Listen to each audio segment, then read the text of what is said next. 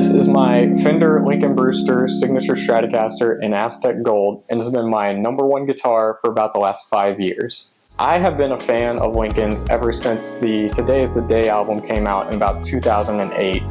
And I remember seeing that album cover, he's holding his gold Strat and jumping in the air, and I just remember thinking it would be so cool to own a gold Strat one of these days if Fender ever happened to come out with a signature model for him. So fast forward to about 2016, he posts on his Instagram showing off a prototype of what looks like to be a potential signature model, and I just remember being incredibly excited that it was finally happening.